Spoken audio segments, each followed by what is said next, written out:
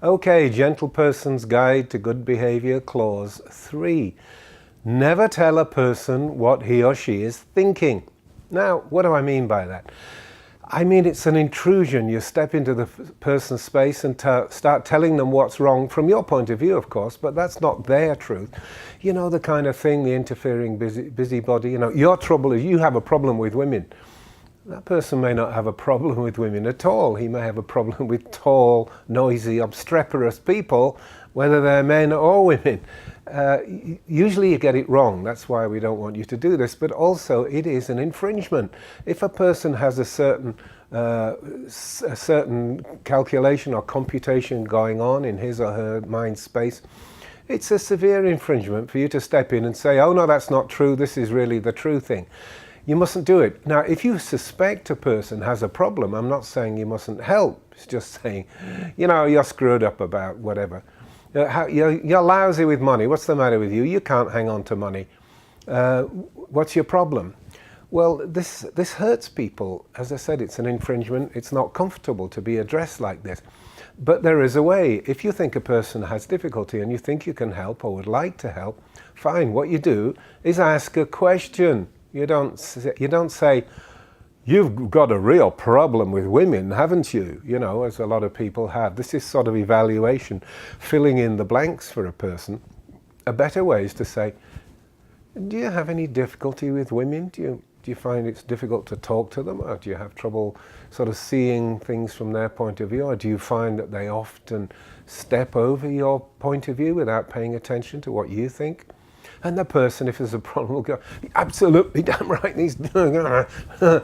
And you'll turn on the tap, and then you can step in and help. Say, well, look, let's take a look. Knowing supernoetics, of course, the first thing you do is pilot the person down.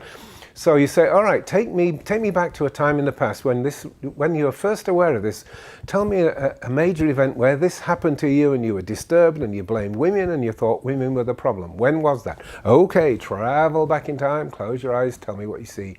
And then you put them through it in what we call a make it now technique, and then we do what's called scrubbing. That's backwards and forwards with different emotions, different perceptions, thoughts, decisions, all of those things that surround it, and it's kind of scrubbing because we strip them all off.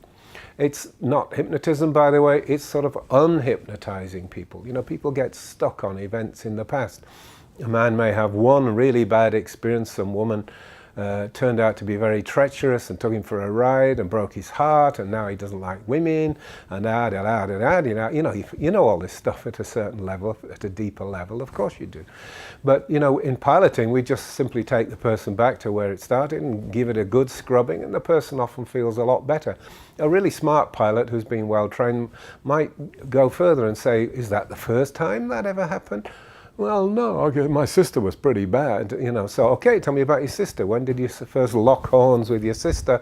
When was that? And take them back and scrub that, and so on. Okay, this is not what these rules are about. These rules are about doing it by strength of mind, by will, by caring. You want to do it this way, but there are extra tools available in supernoetics, such as that make it now technique, where you can take a person off the thing that's troubling them.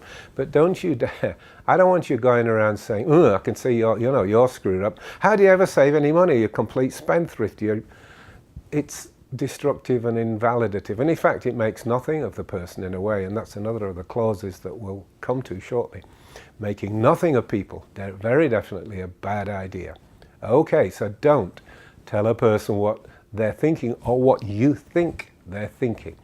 Ask a question if you're really interested and really think you can help. Okay.